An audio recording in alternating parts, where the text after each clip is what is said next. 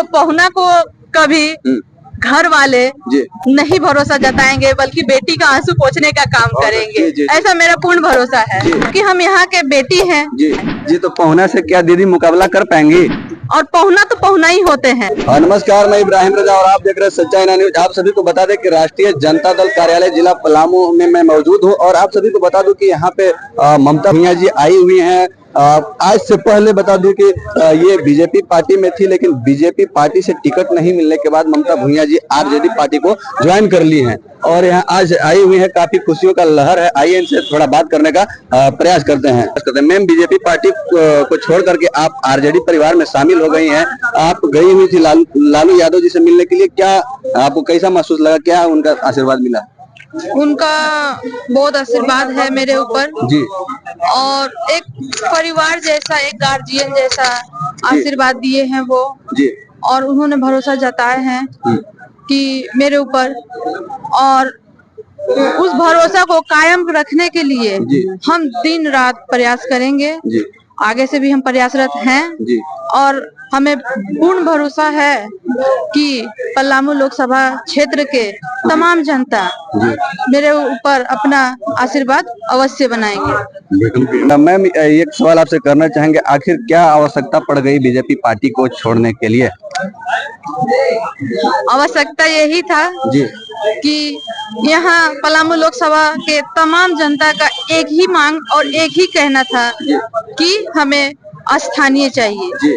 अब पलामू में बाहरी नहीं चलेगा। उस मांग को भारतीय जनता पार्टी ने अनदेखा किए और 10 साल से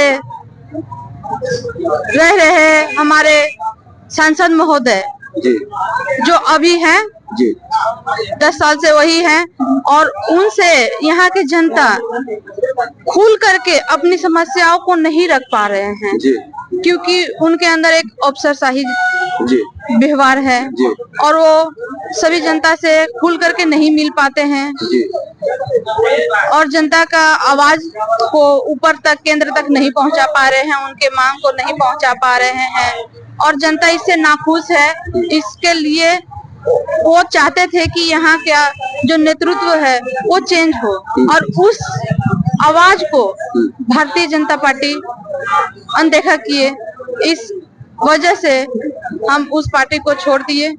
ऐसा नहीं था कि हमें ही टिकट दे, अगर स्थानीय में किसी को भी टिकट दिया जाता तो पलामू लोकसभा की जनता शायद उनको सपोर्ट करते। मैं भी कई जगह रिपोर्टिंग किया, लोगों का मांग यही था कि यहाँ पे ममता भूंइया जी को टिकट मिलना चाहिए था और अब बीजेपी से न सही आरजेडी से आपको टिकट मिला है, तो पलामू के सभी वासियों को आप क्या कहेंगे? मैम, पलामू के सभी वासियों से मेरा हाथ जोड़ करके निवेदन है कि मैं आप ही के बीच की, आप ही की बेटी बहन हूँ। मैं पलामू सिंगरा की निवासी हूँ। मेरा परवरिश इसी मिट्टी में हुआ है। यहाँ की समस्याओं से मैं वंचित नहीं हूँ, रूबरू हूँ। मैं हर समस्या को मैं शुरू से देखते आए हैं और यहाँ का जनता का आवाज जरूर बनने का प्रयास करेंगे। मैम, उनके बारे में बीजेपी के जो सांसद विष्णु दयाल राम जी हैं, उनके बारे में लोग कहते हैं कि बक्सर के हैं, लेकिन आप यहाँ के स्थानीय हैं। आप जीतेंगे तो जीत करके सबसे पहले आप क्या करने के लिए कुछ तो उम्मीद रखे होंगे, कुछ तो सोचे होंगे कि पलामू में सबसे पहले मैं ये करूंगी जो काम काफी दिन से रुका हुआ होगा। जी, वो सबसे पहला काम होगा जो यहाँ पे बेरोजगारी है। जिस वजह से काफी संख्या में पलामू के लोग बाहर जाने पे विवश हैं रोजगार के लिए, रोजगार के तलाश में, तो उसके लिए हम प्रयास करेंगे। बाहर से बड़ी कंपनियों को यहाँ लाने का प्रयास करेंगे, उनका ब्रांच लगाने का प्रयास करेंगे और यहाँ पे सबसे बड़ा एक जो देखने को मिलता है समस्या, और वो समस्या है कि हर साल हर बार एक चीज यहाँ घोषित कर दिया जाता है सरकार के तरफ से, सूखा।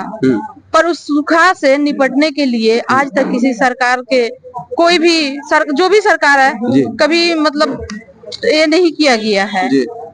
उस सूखा से निपटने के लिए हम लोग प्रयास करेंगे। जो बरसात में पानी हो रहा है, नदियां भर जाती हैं और कुछ ही दिन बाद सूख जाती हैं, सारा पानी बह जाता है, तो प्रयास यही रहेगा कि उस पानी को कैसे रोका जाए और खेतों तक पहुंचाया जाए। उसके लिए कैनाल बनाने का काम किया जाएगा और डैम का बनाने का काम किया जाएगा, ऐसा मेरा मानना है। जी, अंत में सिर्फ एक सवाल करना चाहेंगे मैम, क्योंकि एक मैं स्पीच सुन रहा था बीजेपी विधायक भानु प्रताप जी का, जो वो कह रहे थे कि लोग बाहरी कहते हैं बीडी राम जी को, लेकिन वो यहाँ के पलामू के पहुना है, और जब पहुना विकास कर ही रहे हैं तो स्थानीय और बाहरी इसमें क्या रखा है, तो आप उनसे किस तरह से मुकाबला करेंगे मैम?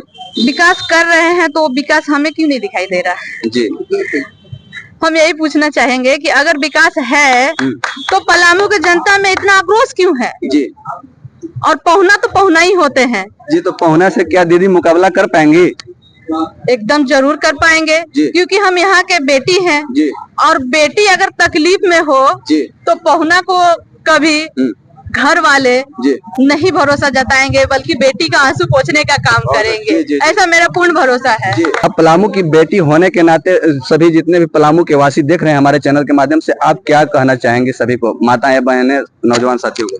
सभी से हाथ जोड़ करके बस एक ही आग्रह है जी, कि किसी भी प्रलोभन में ना जाए, जी, सच्चाई को पहचाने। जी, जो पलामू के तमाम जनता का 10 साल बर्बाद हुआ है, आने वाले 5 साल अब आपके हाथों में है, उसको समझिए जी, और अपना 5 साल बचाने का कार्य करे। ये सब आप अपने सहमति से और अपने विवेक से निर्णय ले और अपना बहुमूल्य वोट सोच समझ करके यूज करे इस बार।